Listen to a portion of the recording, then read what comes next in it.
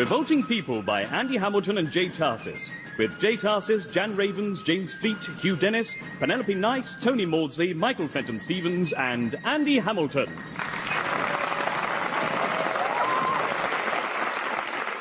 Right, my turn now. I'll move my rook to protect my king.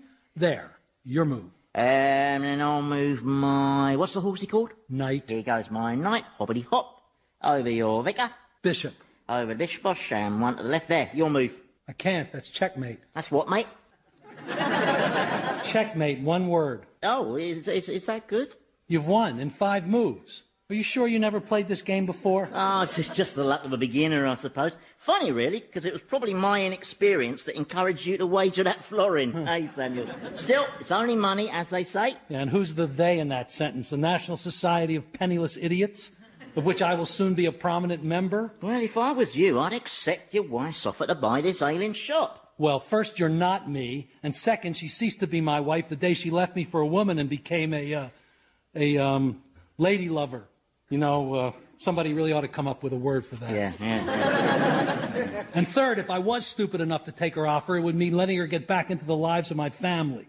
There'd be conflict and emotions slopping about all over the place. And that's the kind of slop I can well do without. You know why you're so gloomy all the time, don't you? Yes, because God hates me and makes everything go wrong. No.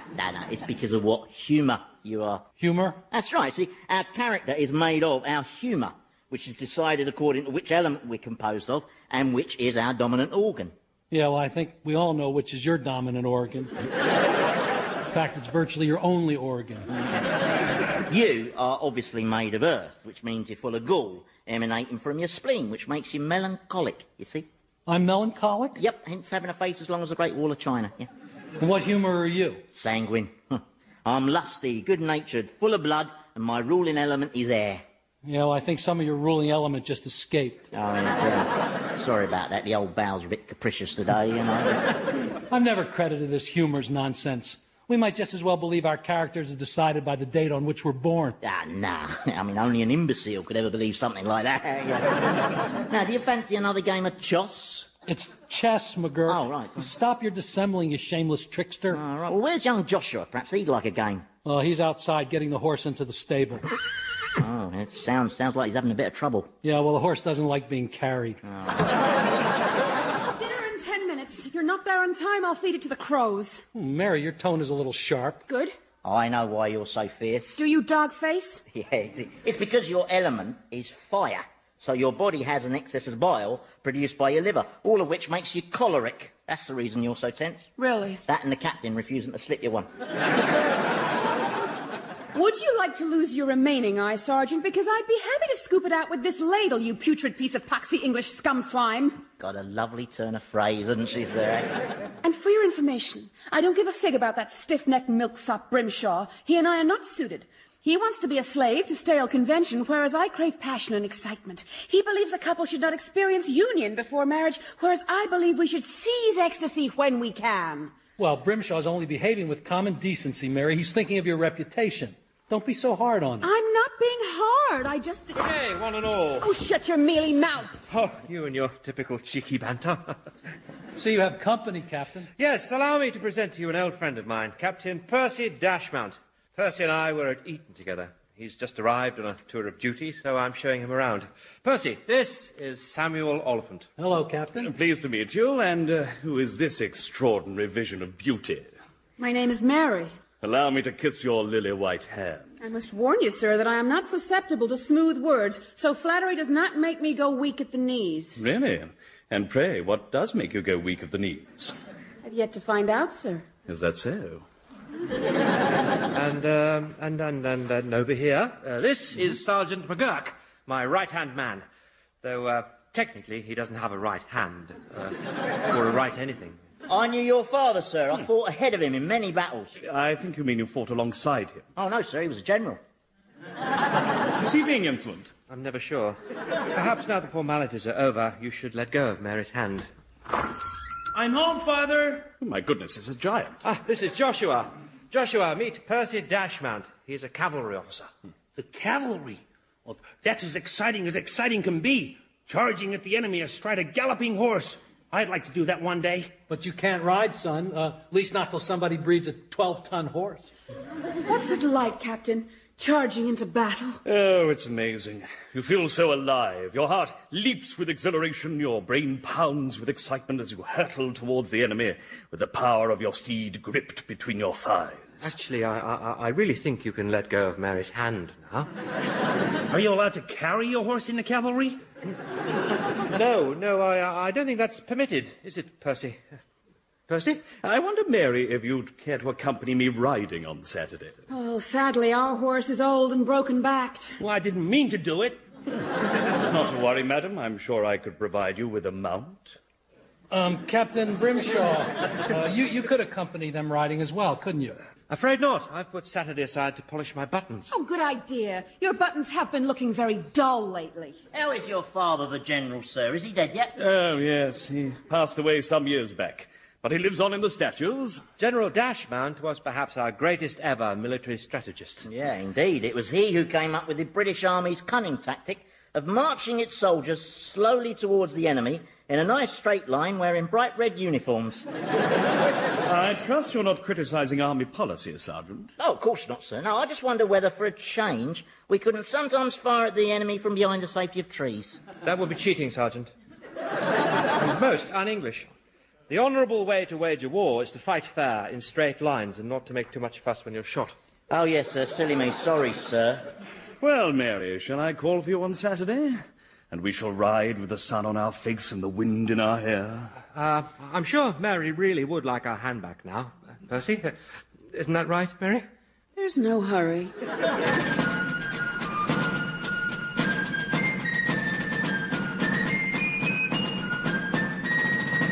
Cora, dearest, your beloved has returned. Yes, another day's work is done, and my weary brow has need of soothing. Really? And how is my son and heir? Oh, God bless his golden dimples. Yes, indeed.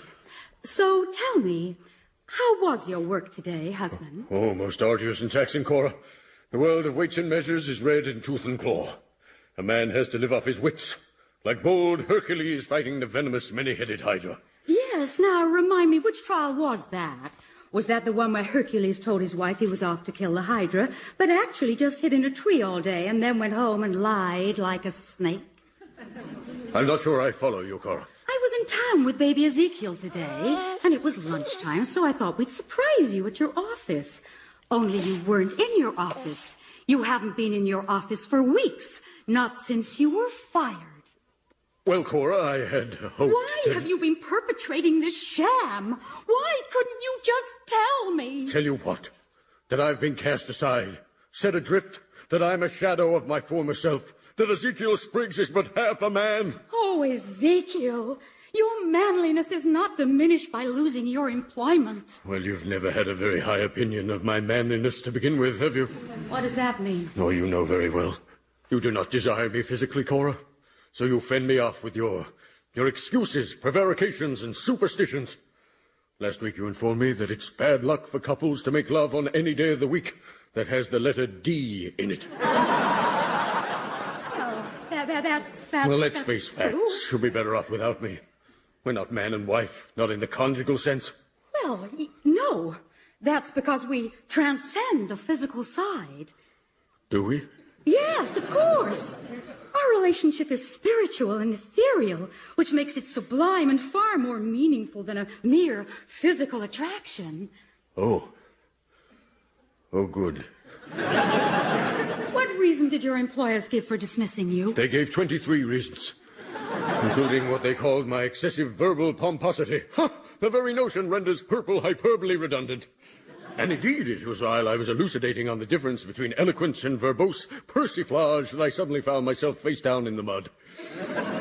Cora, comfort me. I have need of solace.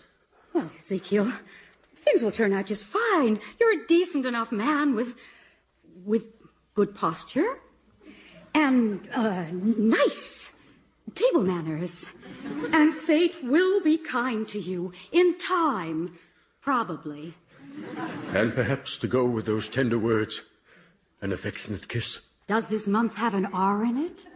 No? Then it's not a kissing month, is it? No, dearest. Not a kissing month.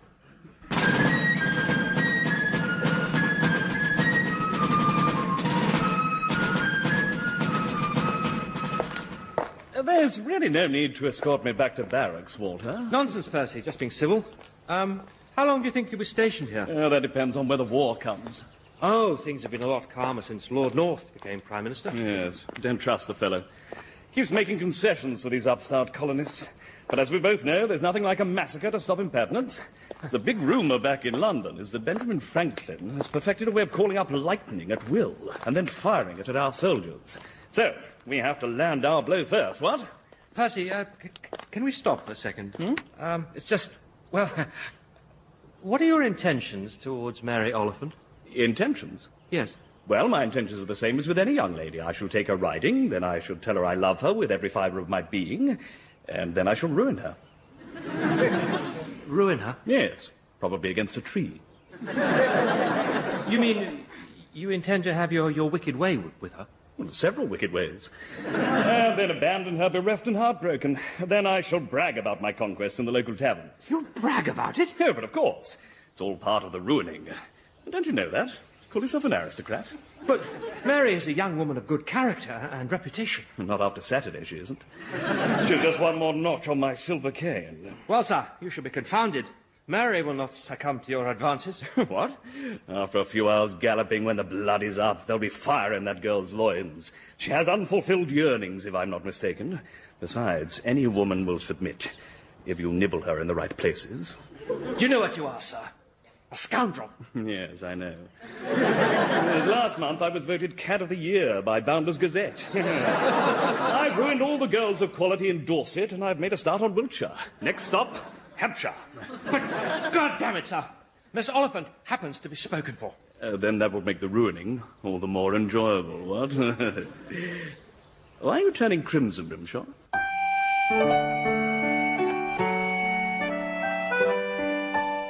If I want to go riding with him, I will, and you... All I'm saying, Mary, is that you should be wary of a man like Dashmount. I'm not sure you know what you're doing. I shall go riding with whomsoever I please. Well, that's an impressive use of the word whomsoever. But I still don't think you know what you're doing. McGurk informs me that Dashmount's father was a notorious rake who was thrown out of the Hellfire Club for deflowering virgins after hours. That's right, miss. In fact, the family coat of arms is a pair of breasts with trouser sword rampant. Yeah, and that heraldry did not happen by accident. Look, I am a grown woman. I'll make my own decisions. You've only just met him. What is it you like about him? Is it just his fine physique, smoldering eyes, Adonis-like features, and... This list is a bad idea, isn't it? McGurk, you take over. Yeah, the thing is, miss, what if he gets you up the duff? Yo, on second thought, I'll carry on. The thing is, Mary, not putting aside the duff issue for a moment, although McGurk's right to draw attention to it, I will not stay here to be bullied and badgered, Father. I'm away to spend the night with my sister. Why are my daughters such hotheads? Choleric humour, I told you, too much fire in them. You should make them drink 12 quarts of water a day as a sort of dousing precaution. Mary seems intent on hurling herself at someone inappropriate, and Cora did the same thing. Can you keep a secret, McGurk? Well, I've kept mum about your wife being a secret lady shacker, haven't I? Yeah, but that's cost me several gallons of my finest brandy. What are you implying? Not implying, I'm saying that you frequently stoop to blackmail. Ooh, blackmail's a very ugly word, sir. Really? Yes, and so's mangelwurzel. Yeah. All those syllables and the Z at the end. It's very ugly, Germanic, guttural. You were going to tell me? Yes, yeah. There are rumors that Abraham Smith, the real father of Cora's child, has returned to the area. Oh, right. He's out in the forest secretly organizing rebel militia. Yeah. What if Cora finds out and feels herself drawn to him?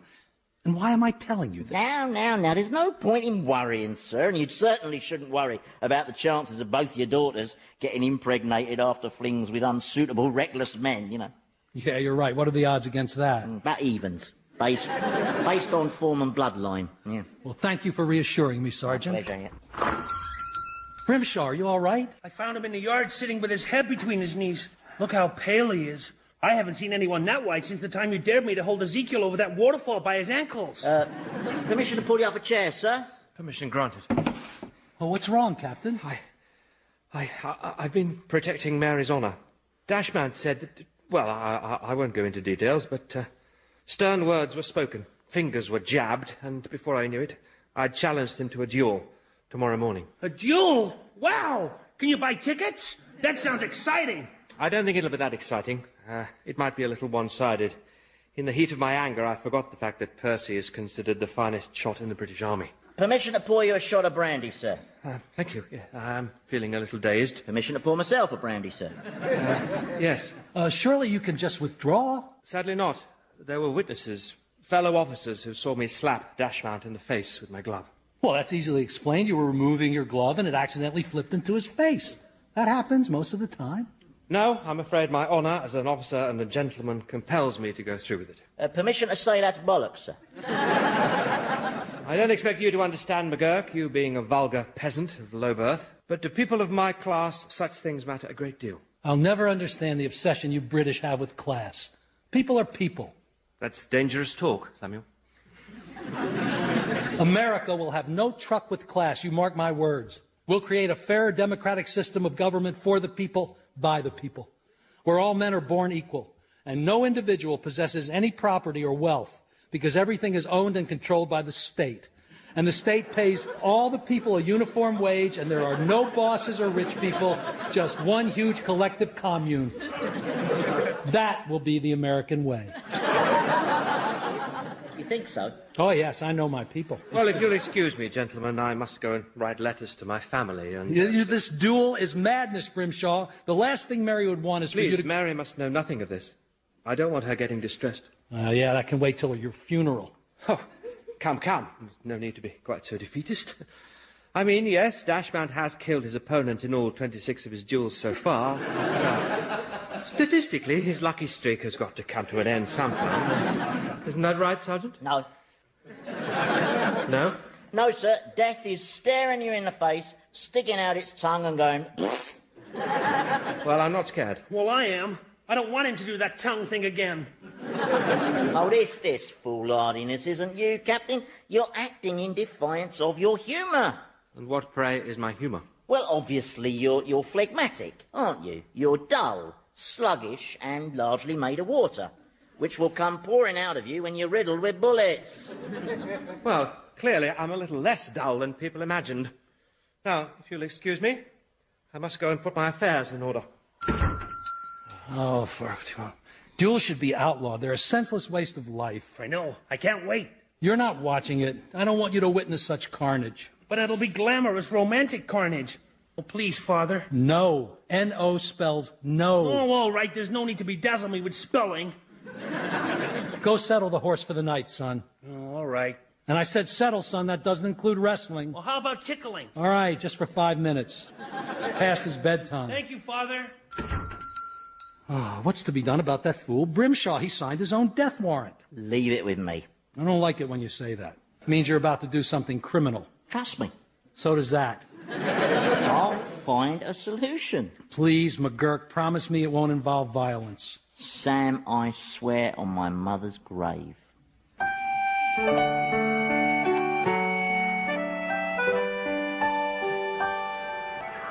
So, Captain Dashmount, are you ready to give me satisfaction? Indeed I am, sir. And I just wanted to say, Walter, that even though I'm about to blow your head off, you mustn't feel it's anything personal. That's most civil of you, Percy. But who knows? Perhaps I'll blow your head off. No, but all kidding aside, there's really no need for you to lose your life for some little colonial tease. I'm afraid I don't share your view of Miss Oliphant.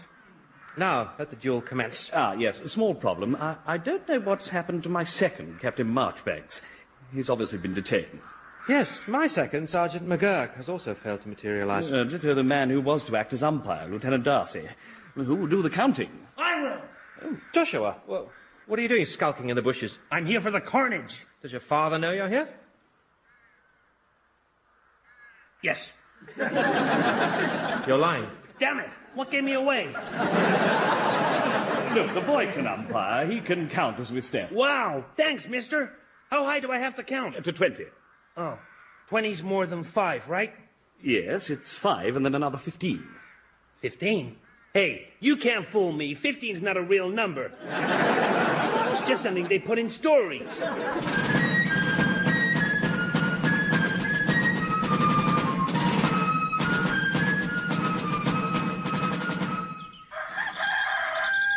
Dear Lord, I know I'm not one of your regular customers, but if you could possibly heed my prayer for Captain Grimshaw, who about now is facing his doom, please. Father, Cora, what brings you by so early? little Ezekiel II wouldn't sleep, so I decided to take him for a walk, and, well, I need some advice, Father. Right, advice, yeah, what? You seem a mite distracted. Distracted, yeah, quite. Sorry, you lost me. Start again? You've heard the rumor, I suppose. Which rumor? The rumor about Abraham Smith. Oh, you mean the rumor that he went prospecting in Mongolia and got caught in an avalanche and died? Well, it's sad, but it kind of draws a line under everything, doesn't it? No, he's out in the forest. Oh, don't you start. You stay well clear of the man, for goodness sake. If you value what's left of your marriage. Yes, but I still have womanly feelings towards Abraham. Forget them. Your life is with Ezekiel now. And even though he's an overblown jackass, and that's on his good days, he's still your husband and he loves you. Whereas Abraham Smith is trouble, to be avoided at all costs, even if he is the father of your baby. And no matter how long have you been standing at the window, Ezekiel? Long enough. Husband, let me explain. Explain what? That I'm an object of ridicule for the whole world to laugh at? Well, you know, the level of ridicule might not rise that perceptibly. I mean, there was a certain percentage of laughter before In my heart, I knew that baby was not mine. Every ginger freckle screamed the word cuckold. Well, I'll not stay for any further humiliation. Goodbye to you, Samuel, and your little Jezebel. Where are you going, husband? To find that treacherous jackal, Abraham Smith. But you don't even know what he looks like. I know he has red hair. Oh, we got to remember to keep those windows closed.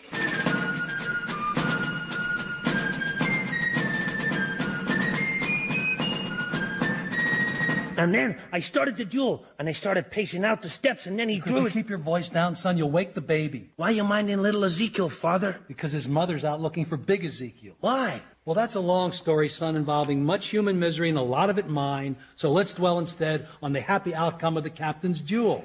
Well, it wasn't a happy outcome for Dashmount. They're sending him back to England for medical treatment. I'm afraid my bullet made a bit of a mess of his buttocks. Was he running away then? No, facing me. And how did you hit him in the buttocks? Well, I wondered that, but Sergeant McGurk here says my bullet must have ricocheted back off a tree. Yeah, well, I've seen it happen many times in battle, sir, yeah. I didn't see what happened because I closed my eyes as I fired. Were you there, Sergeant? Oh, no, sir, I was too upset. I just couldn't face the prospect of all that unpleasantness, you know. So I was without a second, as was Dashmount. His second failed to appear, along with the umpire. Later, we found them both unconscious in the ditch. Yeah, no doubt set upon by wicked, nasty ne'er-do-wells. That'd be my surmise, also. Yeah. But it meant that I got to umpire. Yeah, I thought I told you couldn't watch the duel. I didn't disobey you, Father. I was out hunting for unicorns, and I just happened to stumble across the place where the duel was happening. You're lying. Tarnation, it's my voice that gives me away, isn't it? Look at my hands there. I'm still shaking. So am I. It was so exciting. The whiff of gunpowder and the sounds of your bullet. Sounds? Yeah, his bullet sounded twice. 2 loud cracks. Yes, I noticed that. Now, that would be the echo, because the spot is in something of a small valley. Of course, yes, an echo. A really fast echo. What? Well, the echo was so quick, it echoed before the captain had pulled the trigger. How does it do that? Can echoes anticipate?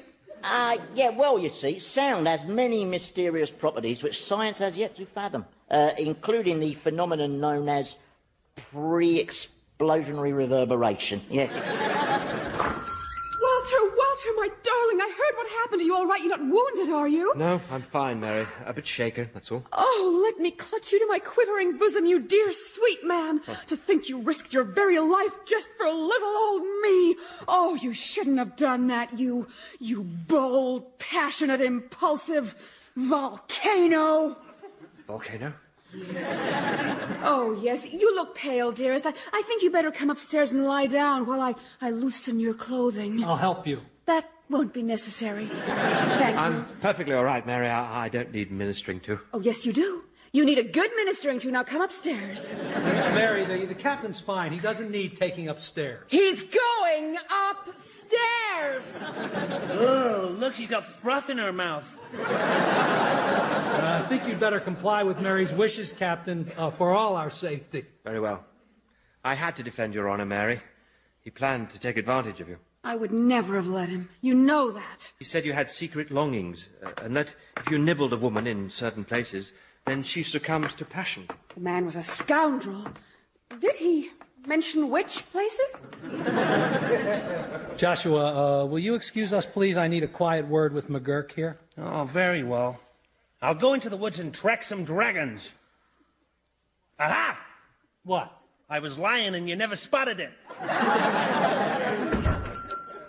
McGurk, you promised me you'd use no violence. Ah, well, I mean, that depends on your definition of violence. A bullet in the buttocks constitutes violence. Yeah, well, if you're going to use the sissy's definition, then...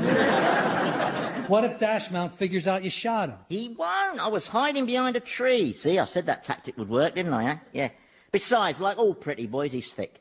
It's just nature's way of playing fair, I suppose. Well, then what about the poor second and that umpire, both of whom you obviously attacked and left in a ditch? Oh, no, that was violence. Oh, granted, yes. But I needed them out of the way, so I'm afraid they had to say hello to Mr. Cudgel. You know, there's something evil about you, McGurk. I know, I scare myself sometimes. You swore to me on your mother's grave. Yeah, I know, yeah. Is your mother still alive? Not sure. Of course, it'd help if I knew she was, but, still, at least Captain Brimshaw's still alive, eh? Yeah, I suppose that's the important thing. No. Oh, it's all right, little fellow. You go back to sleep, that's it. Don't worry. Ezekiel knows he's not the father. Lovely little nipper, isn't he? Why do all babies look like Pip the Elder? Have you fathered children? I've never gone back to find out. Nipper's gone back to sleep. I think he may have filled his napkin. Oh, no, that's me. Sorry, got taken unawares there. Do you fancy another game of chess? You better lay out the pieces, though, because I don't know where they go. Oh, stop the charade. Do I look one day old? Am I likely to play you at chess when I know it's just a ploy for you to fleece me for more silver florins? Oh, right. Well, in that case, if you don't crave my company, I'll just go imbibe at the tavern with the local citizenry. The local citizenry? Yes. Let's hope an excess of ale doesn't cause me to tragically blurt out the sordid story of Cora and her illegitimate little sleeping ginger sproggy here. Do you want to be black or white? I think I'll be black, thank you.